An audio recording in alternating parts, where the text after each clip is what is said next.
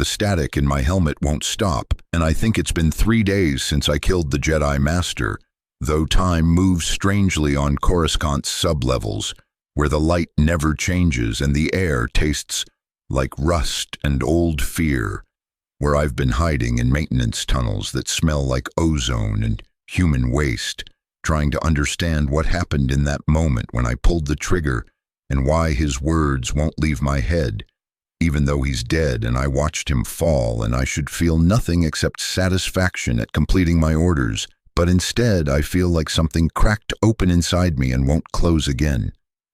My designation is CT-7481, Clone Trooper, 501st Legion, assigned to Temple Security Detail during Operation Nightfall. And what I need to tell you is that Master Mace Windu was right about everything, and the wrongness of that truth is eating through my brain like acid through Durasteel. Because if he was right, then everything else is wrong. The Republic is wrong, the Chancellor is wrong, Order 66 is wrong, and I'm wrong, and we're all wrong, and the galaxy is drowning in wrongness that presents itself as righteous order.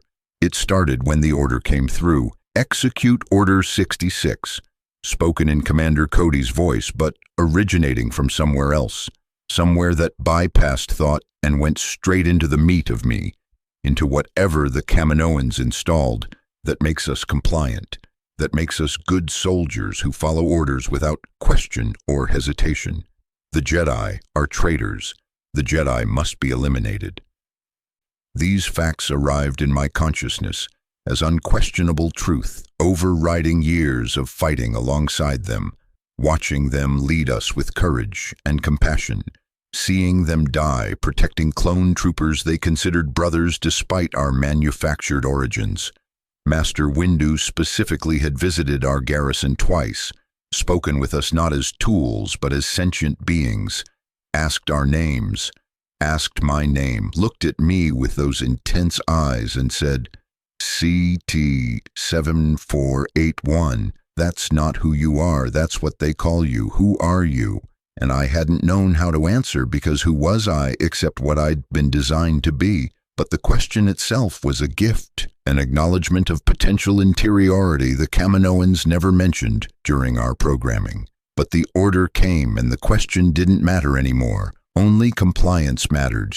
Only following orders mattered, and when we received intelligence that Master Windu had survived the Chancellor's office and was wounded and fleeing through the temple, we were assigned to hunt him down and eliminate the traitor with extreme prejudice.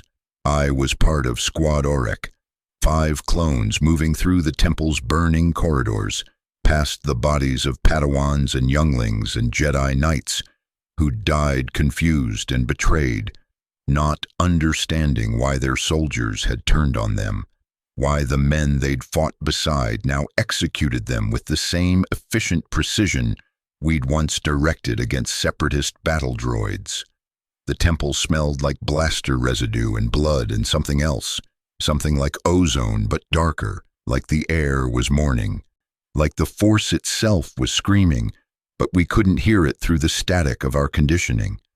We found him in the meditation chamber on level 7, a circular room with windows that looked out over Coruscant's twilight cityscape, where lights stretched to every horizon and the sky was the color of old bruises. He was slumped against the wall, his Jedi robe scorched and torn, one arm clearly broken and hanging useless, his dark face drawn with pain and something worse than pain, something that looked like soul-deep exhaustion, like he'd been carrying impossible weight for too long and had finally been permitted to set it down. His lightsaber lay beside him, deactivated, within reach, but not in his hand. And when we entered with weapons raised, he didn't move to defend himself, just looked at us with those eyes that had asked my name once, that had suggested I might be more than my designation. "Stand down," he said, his voice rough but carrying that particular authority Jedi Masters had, the kind that made you want to obey not from fear but from respect, from recognition that here was someone who understood principles larger than personal survival. "You don't have to do this. The order you received is false. Chancellor Palpatine is a Sith Lord. He's manipulated the Republic and the Jedi, and you, all of us, into this moment. You're being used to destroy the Guardians of Peace so he can establish absolute power. But you can choose. The inhibitor chips they installed can be resisted if you try, if you remember who you are beneath what you were programmed to be. The squad leader, CT-6789, designated hard case, though none of us used names anymore after the order came through, raised his DC-15 and said, "The Jedi are traitors, Chancellor's orders. This is treason you're speaking." "Is it?" Windu asked, and despite his wounds, despite the obvious pain, his voice remained steady, calm, like he was teaching a lesson in the temple's training rooms, rather than facing execution in a burning building. "Think about what you've done tonight. The younglings you killed, the healers, the archivists. Were they traitors? Were they threats to the Republic? Or were they victims of a massacre, children murdered by soldiers who'd sworn to protect them? Look at me, trooper. Don't look away. See what you've become." Hard case fired. 3 bolts center mass. Professional execution. Textbook technique. But Windu moved. Impossibly fast despite his injuries, his broken arm hanging limp but his good hand snapping out, force pulling his lightsaber into his palm and igniting it. Purple blade deflecting 2 bolts into the ceiling and catching the 3rd on the blade's edge, absorbing the energy, his face showing strain but also something else, something like sorrow. "I don't want to kill you," he said. "You're victims too, but I will defend myself if you force me." The firefight lasted 11 seconds. Windu was wounded, exhausted, one-armed, but he was still a Jedi Master, still one of the Order's finest duelists, and we were just clones, well-trained but ordinary, limited by our programming and equipment and the predictability of our tactics. He killed Hardcase first, deflected bolt through the visor, then cut, then Joker, their bodies hitting the floor with sounds I'll hear forever in the static that won't stop.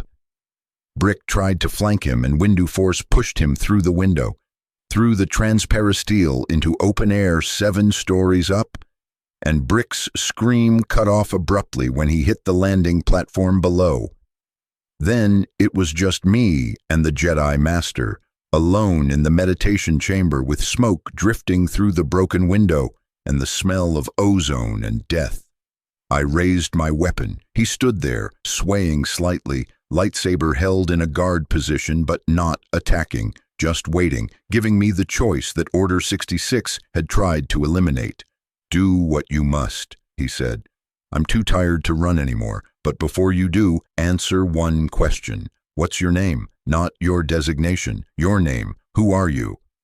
The question hit harder than a blaster bolt, drove through the static in my head, through the compulsion to execute traitors, through everything the Kaminoans and the Chancellor's order had installed. What was my name? I'd never had one. We were numbers. We were products. We were purpose-built soldiers designed for compliance and expendability.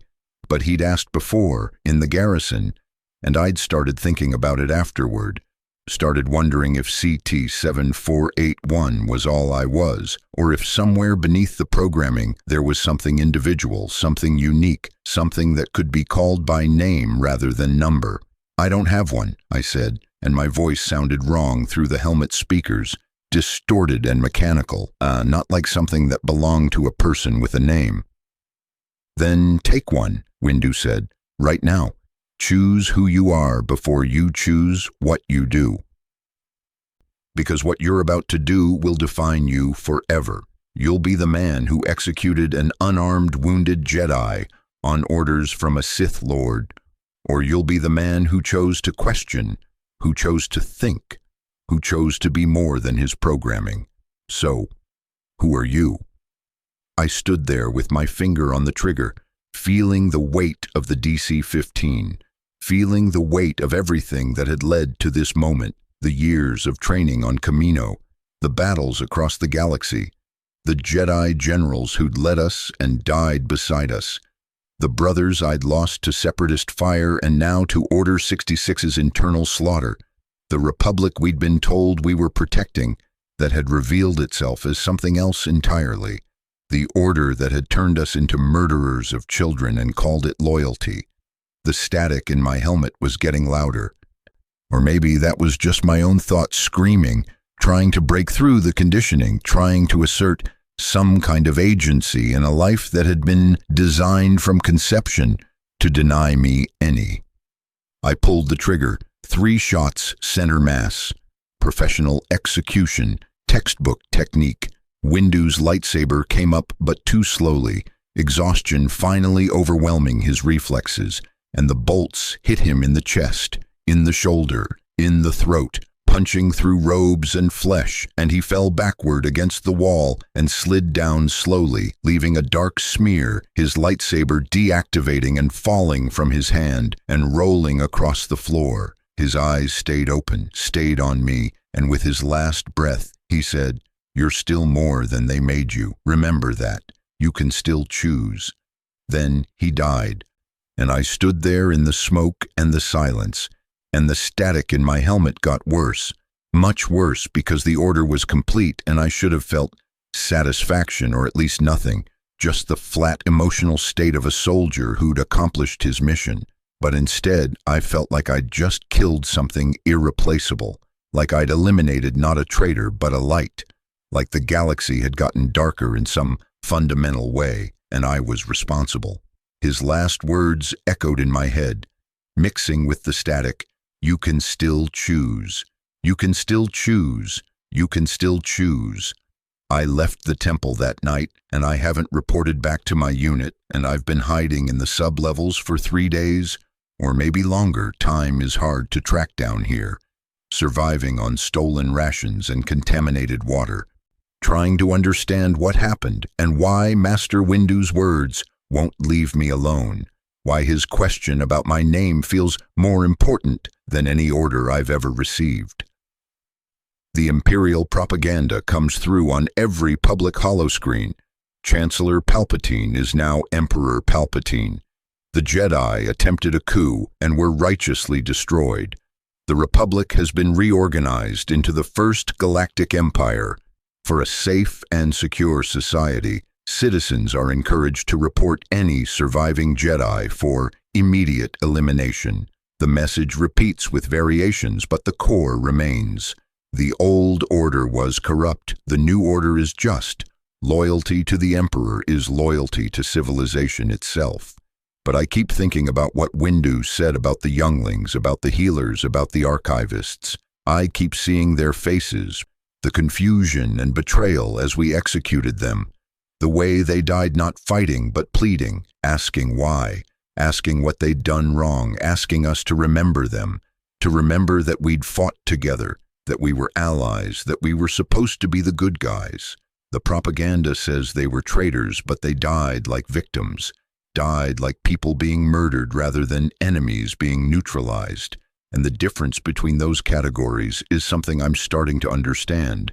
Despite my programming, despite the static, despite everything, the Jedi philosophy that Master Windu embodied, the thing he died defending, was about more than force powers, or lightsaber combat, or mystical mumbo-jumbo like we'd sometimes joked about in the barracks. It was about principles. About believing in something larger than personal power or tribal loyalty, about defending the defenseless even when it was dangerous, about seeking peace even when violence was easier, about maintaining moral clarity in situations designed to create confusion. He'd lived those principles for decades, served the Republic faithfully even when it failed to serve him back, fought in the Clone Wars knowing the conflict was wrong somehow, but unable to see the full scope of the manipulation until it was too late. And when he finally saw the truth, when he confronted the Chancellor and discovered the Sith Lord behind the politician's mask, he'd tried to do the right thing even though it cost him everything. That's what unshakable resolve actually means, I think. Not blind adherence to orders, not inability to question or adapt, but commitment to principles that transcend self-interest, that persist even when circumstances make them inconvenient or dangerous. Windu could have fled after his confrontation with the Chancellor failed, could have abandoned the temple and disappeared into the galactic underworld, could have prioritized his own survival over staying to help other Jedi escape or defending younglings who couldn't defend themselves. But he hadn't. He'd stayed, he'd fought, he'd defended others until his body wouldn't function anymore. And even then, even wounded and exhausted and facing execution, he'd tried to reach me, tried to teach one last lesson to a clone trooper who'd been designed never to learn it. You can still choose. The words circle in my head like a mantra or a curse, like they've replaced the programming that used to fill that space. And I don't know what to do with them. I'm a clone. I was made to follow orders. My entire existence has been structured around compliance and military efficiency and becoming the perfect soldier who never questions, never hesitates, never chooses. But Windu suggested that choosing was possible, that beneath the programming there was something capable of decision, something that could be called a self or a person, or maybe even given a name. What name would I choose? I've been thinking about this constantly in the sublevels, between avoiding Imperial patrols and scrounging for food, thinking about what name could possibly capture who I am, or who I might become, if I actually tried to be something other than CT-7481, loyal soldier of the Empire. Names have meaning in ways designations don't. Names suggest history, personality, uniqueness. Names are what people have, and if I chose a name, then maybe that would make me a person rather than a product, would create some distinction between what I was designed to be and what I might become. I've settled on resolve. It feels appropriate somehow, feels like it honors what Windu died demonstrating, feels like it might give me framework for whatever comes next. I'm resolve now, not CT-7481, not a number in the Imperial database. Resolve. A clone trooper who killed a Jedi Master and is trying to understand why that action feels like the worst thing he's ever done, despite years of killing separatists and battle droids without compunction, trying to understand the difference between following orders and making choices, trying to figure out if it's possible to reprogram yourself or if the Kaminoan's conditioning is too deep, too thorough, too much a part of fundamental identity to ever overcome. The static in my helmet hasn't stopped. I think it might be my inhibitor chip malfunctioning, glitching, the conditioning breaking down under the strain of trying to reconcile Order 66's commands with what I'm starting to recognize as conscience, as moral awareness, as something the chip was supposed to suppress entirely, but that Windu's question somehow activated. You're still more than they made you, am I? Is there enough of a person beneath the programming to be more? Or am I just experiencing a glitch, a technical failure that will eventually resolve itself when the chip reasserts control and I return to being a good soldier who follows orders without this inconvenient self-reflection? I found a medical facility in Sub-Level 47, abandoned during the transition from Republic to Empire, equipment still functional but covered in dust, and I've been trying to scan my own brain using whatever tools still have power.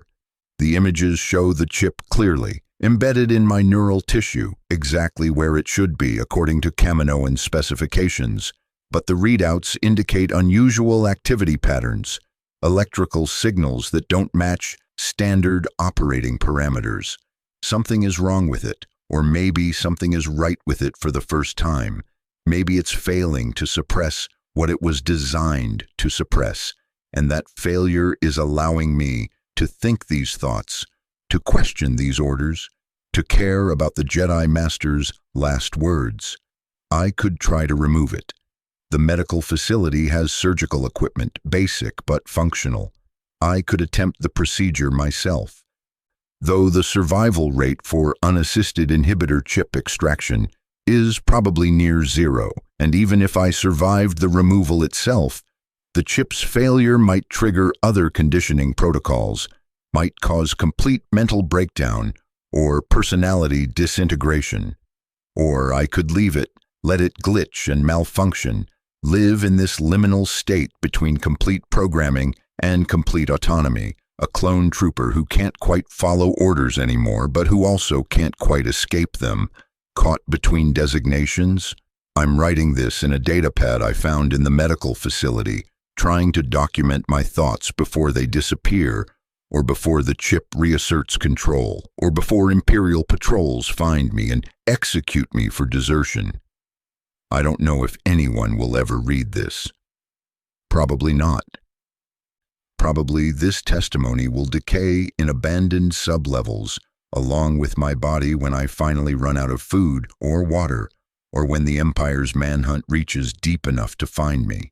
But I need to record it anyway, need to leave some evidence that CT-7481 existed beyond his designation, that he became resolve for however briefly, that Master Windu's final lesson took root in at least one clone trooper's defective brain. The Jedi philosophy that Windu embodied wasn't about supernatural powers or religious dogma, I'm starting to understand.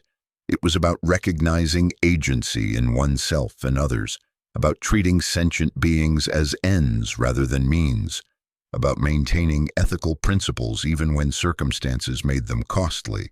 The Jedi Code, which I'd heard recited but never really listened to, suddenly makes different kind of sense.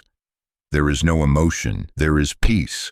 Doesn't mean suppressing feelings but not being controlled by them, maintaining clarity in crisis. There is no ignorance, there is knowledge, means questioning, seeking truth, refusing comfortable lies. There is no passion, there is serenity, means acting from principle rather than impulse. There is no chaos, there is harmony, means working toward order that serves life rather than merely enforcing control. There is no death, there is the Force, means recognizing something larger than individual survival, something worth sacrificing for. Windu lived those principles. He questioned the Clone Wars even while fighting in them, sensed something wrong but couldn't identify it until too late. He confronted the Chancellor despite knowing it would be dangerous, because discovering a Sith Lord in the Republic's highest office meant action was required regardless of personal risk. He defended the temple and its inhabitants even while wounded and exhausted, because protecting others was more important than self-preservation. And in his final moments, facing execution by a clone trooper, he'd once asked a simple question. He tried to teach rather than condemn, tried to reach whatever humanity might exist beneath the programming, tried to plant a seed that might grow after his death. That seed is growing now, I think.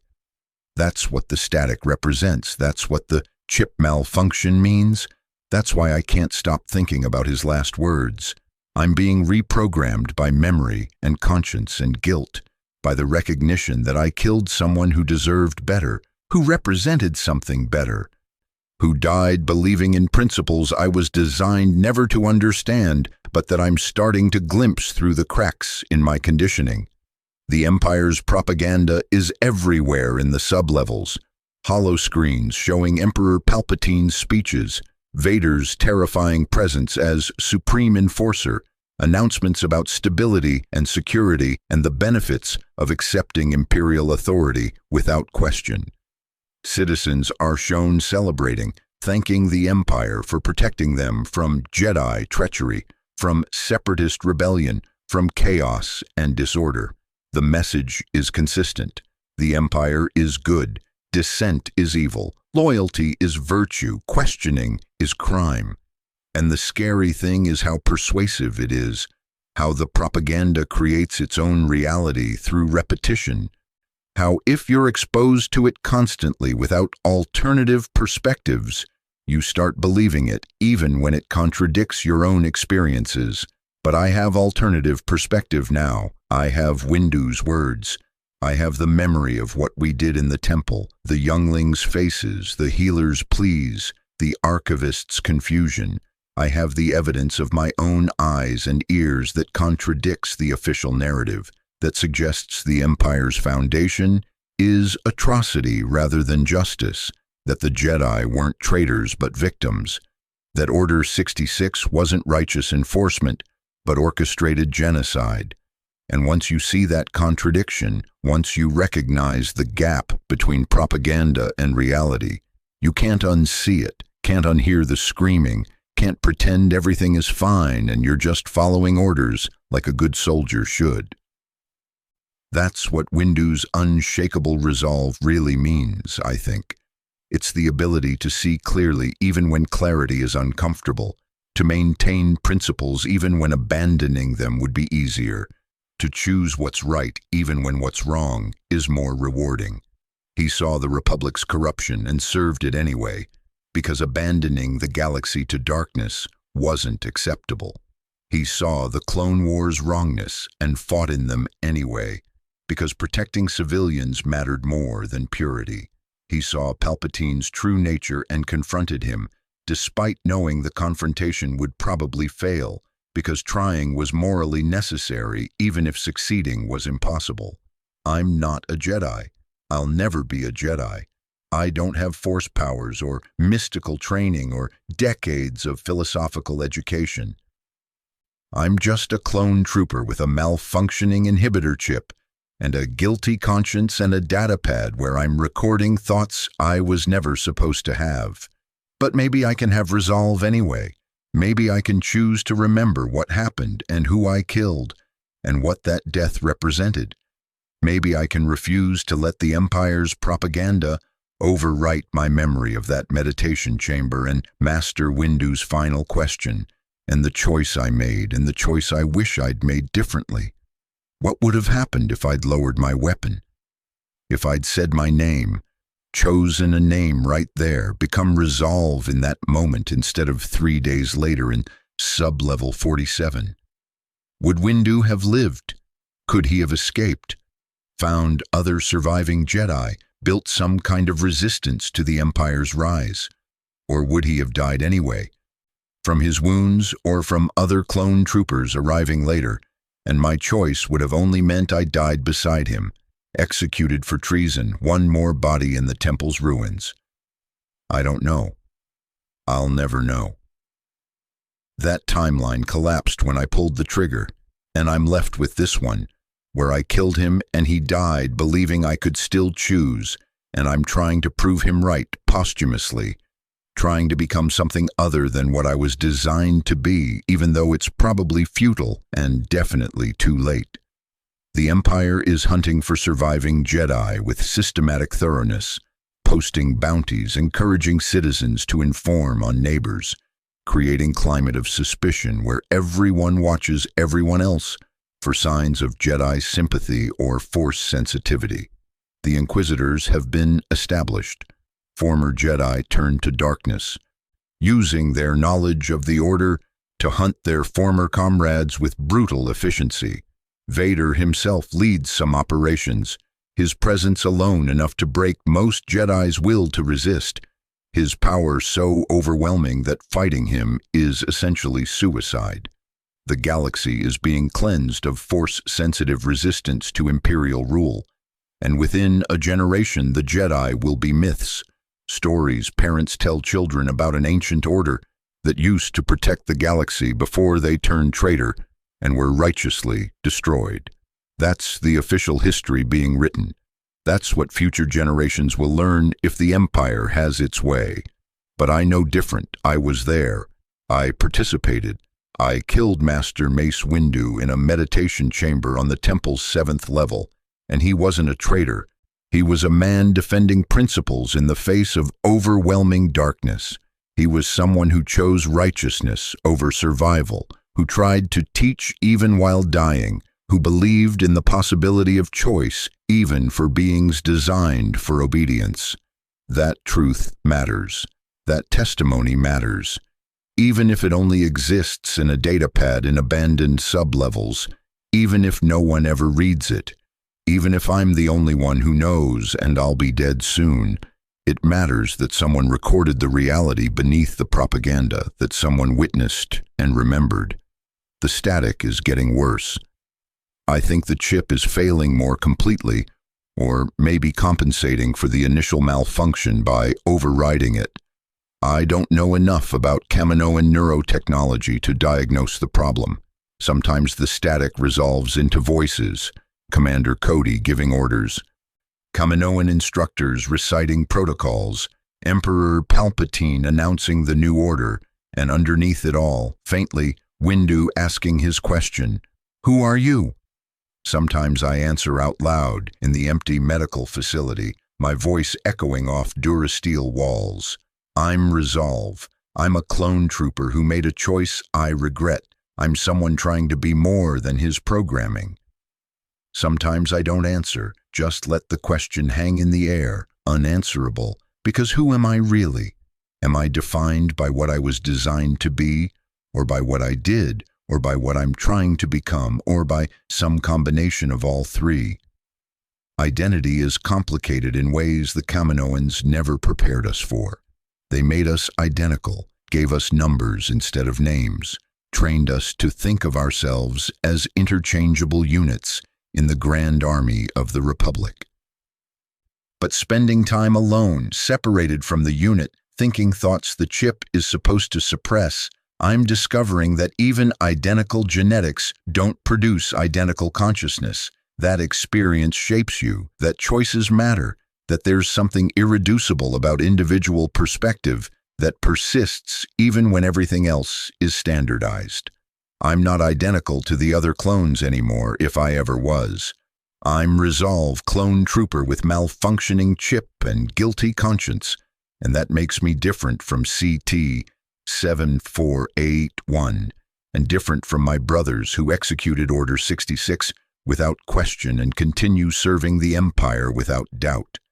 Does that make me broken, or does it make me the only functional one, the only clone whose conditioning failed enough to let conscience emerge? I can't answer that. Both interpretations seem plausible. Maybe I'm broken and they're functional, serving their intended purpose while I glitch in sublevels and write confessions nobody will read. Maybe I'm functional and they're broken, victims of programming that destroyed their capacity for moral awareness and turned them into weapons without conscience. Or maybe functionality and brokenness don't apply. Maybe we're all just responding to the circumstances we're in with the capabilities we have, and moral judgment is more complicated than simple categories allow.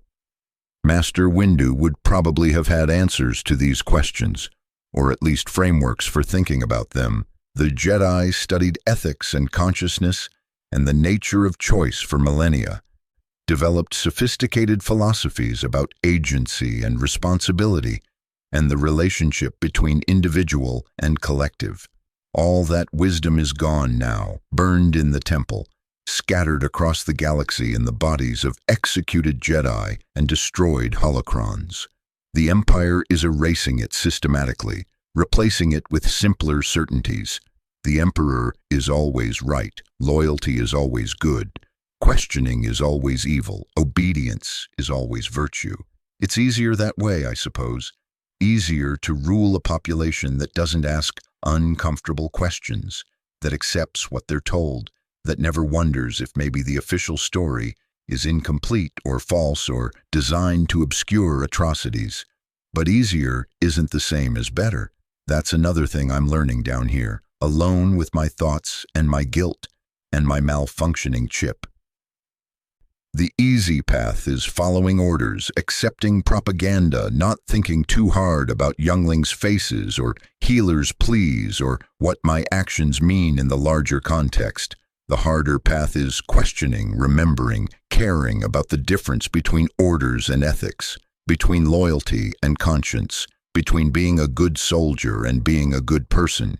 Windu took the harder path his entire life, chose principle over convenience repeatedly, paid the ultimate price for that commitment. And even that didn't break his resolve, didn't make him abandon his principles, didn't stop him from trying to teach even at the moment of death. That's unshakable. That's what the title means. Not that he couldn't die, obviously he could and did, but that his commitment to Jedi philosophy couldn't be killed, couldn't be broken, couldn't be compromised even by failure and pain and betrayal. He died as he lived, trying to do what was right, trying to protect others, trying to teach and inspire and maintain hope that better choices were possible. And somehow his death is teaching me more than his life did, is reaching me in ways his question at the garrison couldn't, is breaking through my conditioning and making me feel things I was designed not to feel and think things I was programmed not to think. Is this what the Jedi meant by the Force continuing after death? I don't have Force sensitivity, can't feel the energy field that supposedly binds the galaxy together, but I wonder if maybe conscience works similarly, if maybe good principles persist beyond the individuals who embody them, spreading like seeds, taking root in unexpected places, growing despite hostile environments. Windu planted something in me with his final words, and that seed is growing even though he's dead, even though I killed him, even though by every reasonable measure I should be incapable of the thoughts I'm thinking and the doubts I'm having. Maybe that's his real legacy, not the battles he won or the Sith he defeated or the Jedi he trained, but the example he set, the principles he demonstrated, the possibility he represented, that beings could choose to be better than their circumstances required, could maintain ethical clarity in situations designed to create moral confusion, could serve something larger than self-interest or tribal loyalty. He made that choice every day for decades. And watching him make it one final time in the meditation chamber planted a question in my defective brain that won't go away. If he could choose, can I? The answer seems to be yes, but choosing is painful in ways I didn't anticipate. Choosing means accepting responsibility, means acknowledging that I killed someone who didn't deserve to die, means living with guilt that has no easy resolution, means recognizing that I can't undo what I did, but I might be able to become someone who wouldn't do it again. Choosing means rejecting the comfortable certainties of programming and propaganda, means existing in ambiguity and doubt, means never being sure if I'm making the right decisions, because there's no longer a simple hierarchy of orders to follow, just principles I'm trying to understand and apply in circumstances I'm not equipped for. But Windu was right. Choosing is what makes you more than they made you. Following orders is what I was designed for. Choosing is what I am despite that design. And if I can choose, if this malfunctioning chip has created enough cognitive space for real decision-making, then maybe I have responsibility to use that capacity to do something that honors his memory and his sacrifice and his final lesson, even if I don't know what that something is yet. Even if I'm just a clone trooper hiding in sub-levels with a datapad and regrets. I've been thinking about the other Jedi, too, the ones we killed that night. The younglings especially.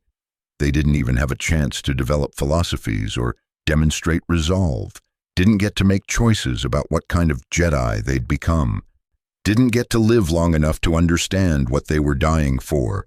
They died confused and terrified, killed by soldiers they'd probably admired, soldiers they'd seen protecting the temple and escorting Jedi masters, soldiers who turned into executioners without warning or explanation. What did their deaths accomplish? What strategic purpose did murdering children serve, except to demonstrate the Empire's absolute ruthlessness, to establish through atrocity that no one was safe from Imperial authority, that age and innocence provided no protection? Order 66 wasn't just about eliminating Jedi resistance. It was about establishing terror, about showing the galaxy what happened to those who represented alternatives to Imperial rule, about creating examples so horrifying that future resistance would seem impossible. Kill the Jedi, kill their children, burn their temple, erase their history, and you don't just eliminate current opposition, You erase the very possibility of opposition. You make resistance literally unthinkable by destroying everyone who might inspire or organize or teach it. That's what I participated in. That's what Order 66 actually was, beneath the propaganda about traitors and necessary security measures. It was genocide, orchestrated and systematic and designed to terrorize the galaxy into submission. And I was a tool in that genocide, a weapon deployed by a Sith Lord against the one group that might have stopped him. And the fact that I was programmed to do it doesn't eliminate my participation, doesn't make the deaths less real, doesn't resurrect the younglings or heal Master Windu's wounds or undo any of it. So what do I do with that knowledge, with this guilt, with the awareness that I'm complicit in atrocity but also capable of recognizing it as atrocity, which at least some of my brothers apparently aren't? I can't make amends. Everyone I hurt is dead. I can't join the Jedi. They're extinct or scattered or in hiding. I can't fight the Empire. I'm one defective clone trooper with no resources or allies or even clear understanding of what fighting would mean. I can only do what I'm doing now. Remember, witness, refuse to let the Empire's propaganda erase the truth. Maintain some small space of resistance, even if it's only internal, even if it accomplishes nothing except preserving the memory of a Jedi Master's final question. Maybe that's enough. Maybe that's all any individual can do in the face of overwhelming systemic evil. Maintain their own clarity, refuse personal complicity even when they can't stop the larger machinery, plant seeds of truth that might grow later in circumstances they'll never see. Windu couldn't stop the Empire's rise, couldn't save the younglings, couldn't even save himself. But he maintained his principles until the end, tried to teach even while dying, believed in the possibility of choice even for beings designed for obedience. And that belief reached me, changed me, made me something I wasn't supposed to be. Maybe I can do the same for someone else. Maybe this datapad testimony will survive, will be found by another clone trooper or Imperial citizen, or anyone whose conditioning is beginning to crack. And maybe reading about Master Windu's unshakable resolve will help them choose too, will plant a seed that grows into conscience and resistance and refusal to accept the Empire's lies. Or maybe the datapad will never be found, will decay in these sublevels, and my testimony will die with me, and none of this will matter, except that I tried, that I used whatever capacity for choice my malfunctioning chip allowed to remember and record and resist. In the only way available to me. The static is almost constant now. The chip is failing completely or reasserting control. I can't tell which. Can't distinguish between malfunction and function anymore. Can't separate my own thoughts from implanted programming from whatever Windu's question activated. Soon I'll either lose the ability to think these thoughts entirely, will return to being CT-7481, loyal soldier of the Empire, or I'll lose cohesion completely, will fragment into static and programming errors and contradictory impulses, will become non-functional in any meaningful sense. Either way, Resolve's existence is temporary, a brief glitch between total programming and total breakdown. But I existed. That matters. A clone trooper designated CT-7481 became someone who chose a name and questioned orders and recognized atrocity and tried to honor a Jedi Master's final lesson. That happened. That was real. And whatever the Empire says about Jedi treachery or Order 66's necessity or the righteous foundations of Imperial rule, that reality persists.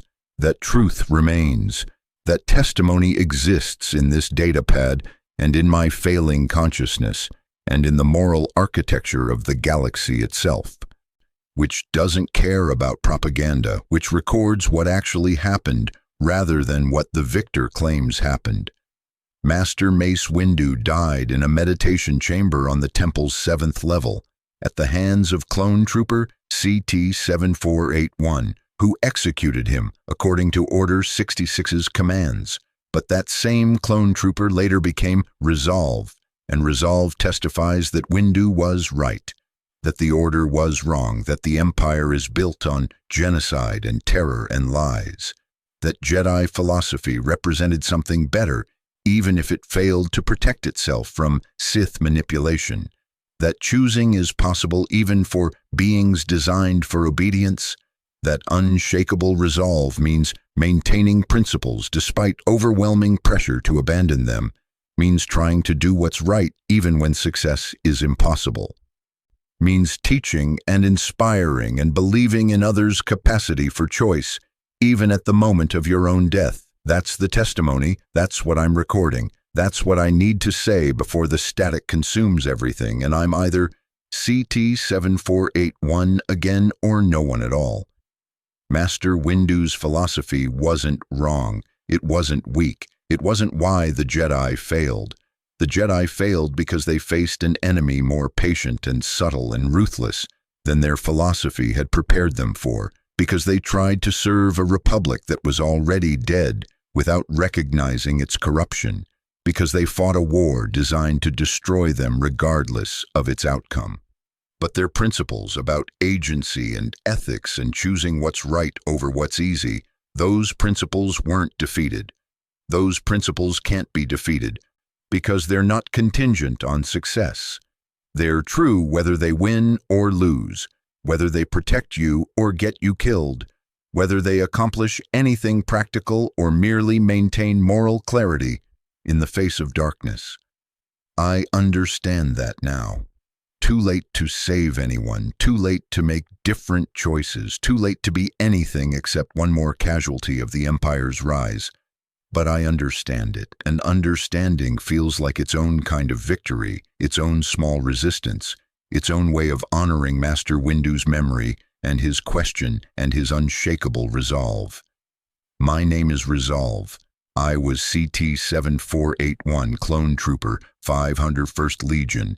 I executed a Jedi Master named Mace Windu on orders from a Sith Lord pretending to be a Chancellor. I regret that execution more than anything else in my manufactured existence. I'm recording this testimony in abandoned sublevels on Coruscant, hiding from the Empire I helped establish, trying to become something more than my programming, trying to choose despite design, trying to honor the final lesson of a man who believed in that possibility, even as I killed him. This is my confession. This is my testimony. This is my choice. The static is overwhelming now. I can barely think. The chip is reasserting control or failing completely, doesn't matter which. The result is the same. Resolve is ending. CT-7481 is returning or fragmenting. Either way, this consciousness won't persist much longer. But I got it recorded. I got the truth down. I witnessed. I remembered. I chose. Master Windu was right about everything. I'm sorry I couldn't choose sooner. I'm sorry I had to kill you to learn your final lesson.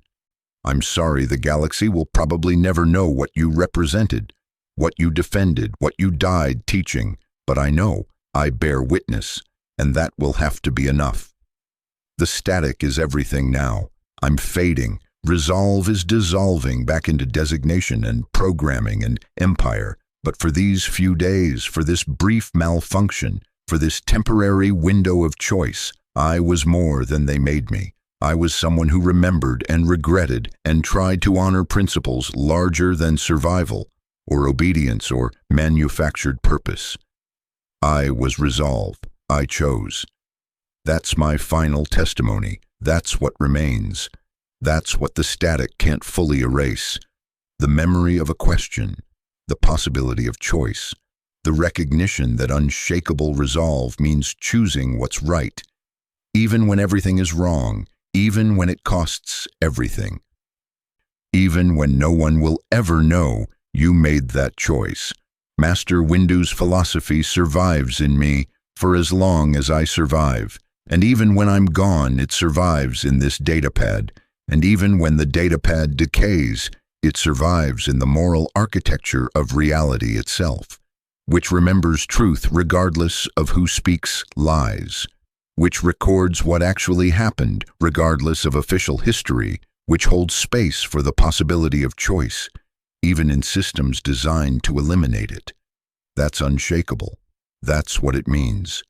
That's what I learned from killing a Jedi Master who asked my name. The static is complete now. I'm gone. But this remains. Remember, choose, resolve.